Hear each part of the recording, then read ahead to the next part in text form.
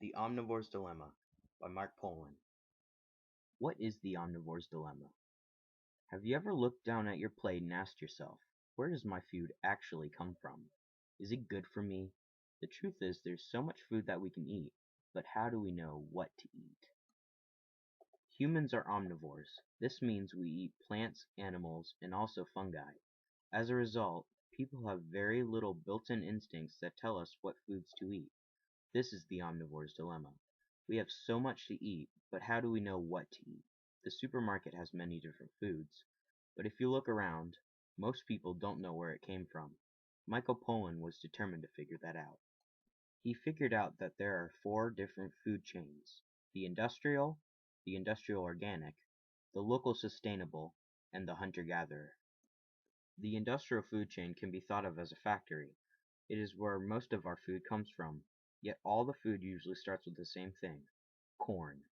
When you go to the supermarket and you look at the ingredients label, you will most likely find there is corn in almost everything in the supermarket.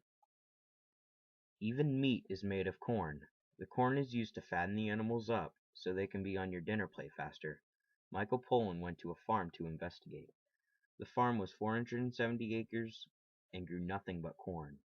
The farmer's job is to manage the farm, but also put pesticides on the crops and fertilizers that are harmful to humans. The chemicals are supposed to be gone by the time it reaches your supermarket in some different form, but sometimes it reaches it before it's gone. So now that little farm people think of with the red barn and little animals is now turning into a big factory.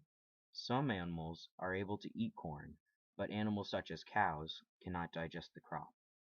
On the farm, there is a scientist that has the job of manually helping the cow digest the corn by reaching into a hole in its stomach. So whenever you eat that cheeseburger from McDonald's, you're pretty much eating a corn patty. The industrial organic chain is a little better than the industrial, but unfortunately, the food chain also starts with a huge field that only grows one specific crop. The difference is that the crops aren't sprayed with harmful chemicals that can hurt humans. Have you ever seen a chicken from the supermarket that says free range on it? This means the birds have a few more inches of living space than chickens in industrial barns, which have no living space and are fed hormones which cause the chicken to grow at such a fast rate they break their legs. Vegetables and fruits that may have been grown organically may have had to travel across the world to end up in our grocery stores. That is a problem because it takes a lot of time and gas to fly a little food from another country to your local supermarket. For example, you can buy organic asparagus from Argentina. The asparagus may have been organic, but it traveled about 5,000 miles to get here. The food, however, is still better for you than any from the industrial food chain. In the local sustainable food chain, Michael Pollan goes to a farm in Virginia called Polyface Farm owned by Joel Sultan. The farm is what people would think of: a barn, pasture, and a bunch of fruits, vegetables, and animals. The farm raises chickens, cows, turkeys, and pigs on 450 acres. Joel Sultan does things in a cycle.